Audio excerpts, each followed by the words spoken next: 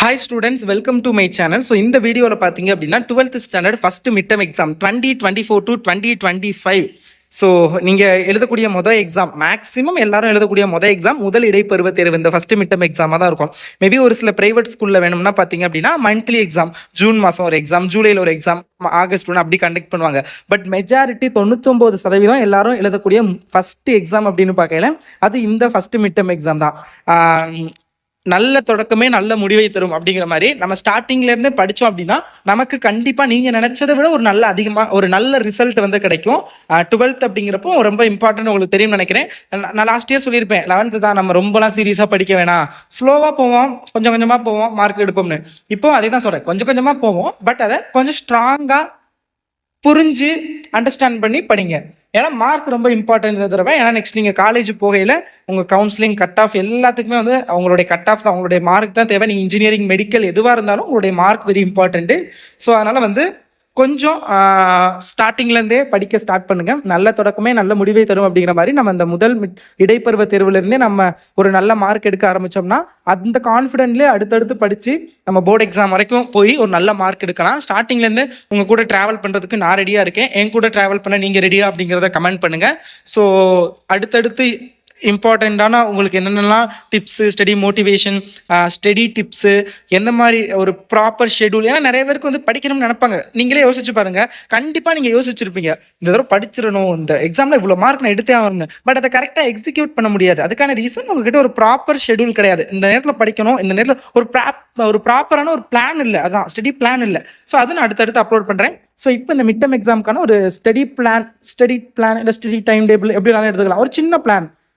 June month almost முடிய போகுதுங்கிறேன் பாருங்க. 10 நாள் முடிஞ்சிருச்சு, இன்னும் 20 டேஸ் நம்ம கையில் இருக்கு. இந்த 20 டேஸ்ல நீங்க எந்தெந்த சப்ஜெக்ட்ல எந்தெந்த யூனிட்டை படிக்கணும், எந்தெந்த டாபிக், அதெல்லாம் வந்து நான் சொல்றேன்.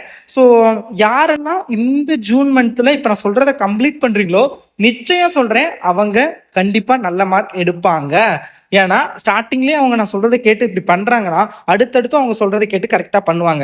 இப்போ நீங்க இதை இப்போ மிஸ் பண்ணிட்டீங்கன்னா நெக்ஸ்ட் வந்து அடுத்தடுத்து போக நான் பிளான் கொடுத்துக்கிட்டு இருக்கிறது நான் ஸ்டார்டிங்லேருந்து நான் போட ஆரம்பிச்சிட்டேன். அப்போ நான் ஜூலையில் அடுத்த யூனிட்ஸ் தான் கொடுப்பேன். அப்போ நீங்கள் புதுசாக யாராவது கன்ஃபியூஸ் ஆகிக்கிறவங்க. ஸோ அதனால் ஸ்டார்டிங்லேருந்து இந்த பிளானை ஃபாலோ பண்ணுங்க. உங்கள் ஃப்ரெண்ட்ஸுக்கு வீடியோ ஷேர் பண்ணுங்க, வீடியோக்கு மறக்காமல் லைக் பண்ணிடுங்க, சேனலுக்கு புதுசுனா சப்ஸ்கிரைப் பண்ணிடுங்க. ஓகேங்களா?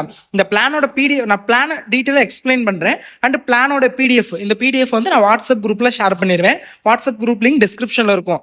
2 வாட்ஸ்அப் குரூப்பில் ஜாயின் பண்ணிக்கோங்க. ஒன்று அஃபீஷியல் வாட்ஸ்அப் குரூப் கல்வி மினி சேனல், அது எல்லாமே நியூஸு, பொதுவாக ஜென்ரல் நியூஸ், எஜுகேஷனை பற்றின, school reopen, exam time table, அதை பற்றி எல்லா நியூஸும் வரும்.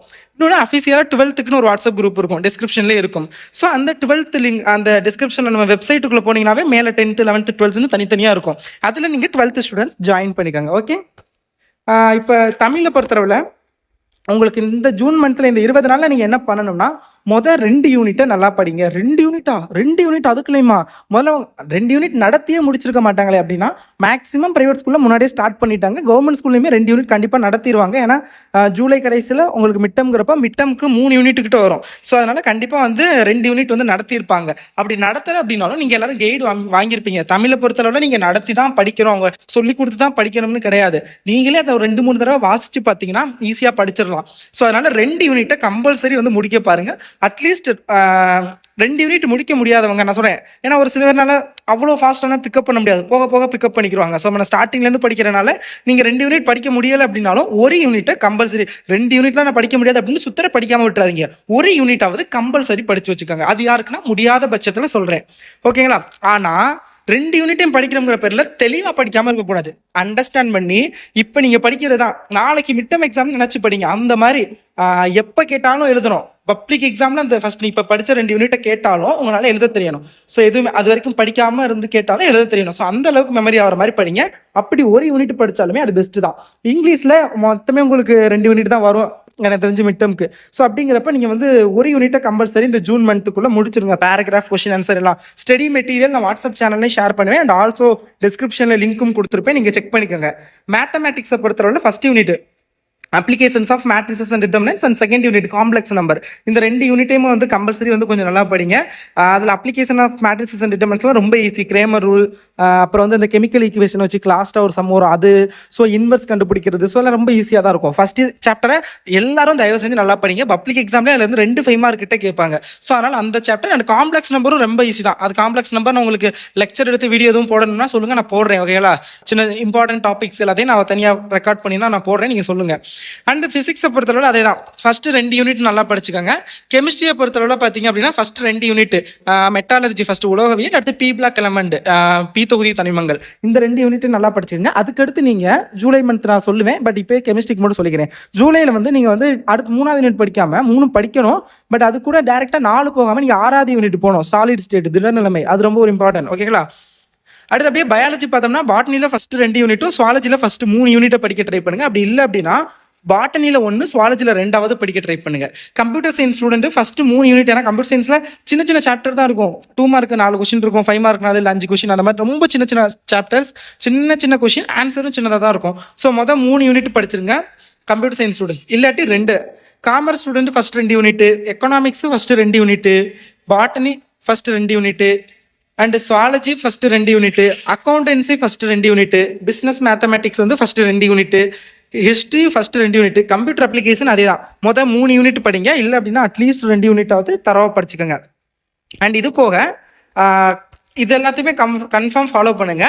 ப்ளஸ் ஆல் சப்ஜெக்டோடைய 1 வேர்டு, எல்லா சப்ஜெக்ட்லையும் உங்களோட 6 சப்ஜெக்டோடைய 1 வேர்டு மொதல் 3 யூனிட், தமிழ், இங்கிலீஷ், மேக்ஸ் எல்லாத்துலேயும் உள்ள மொதல் 3 யூனிட் உள்ள புக் பேக் 1 வேர்டை தரவாக படிச்சுங்க. ஏன்னா நிறைய பேருக்கு 1 வேர்டோட இம்பார்ட்டன்ஸ் புரியுறது இல்லை. நிறைய பேர் பப்ளிக் எக்ஸாம் வரைக்குமே 1 வேர்டை படிக்கிறது இல்லை. 2 மார்க் 3 மார்க் 5 மார்க்காக படிச்சுட்டு லாஸ்ட்டில் தான் 1 வேர்டை பார்த்துக்கலாம்னு.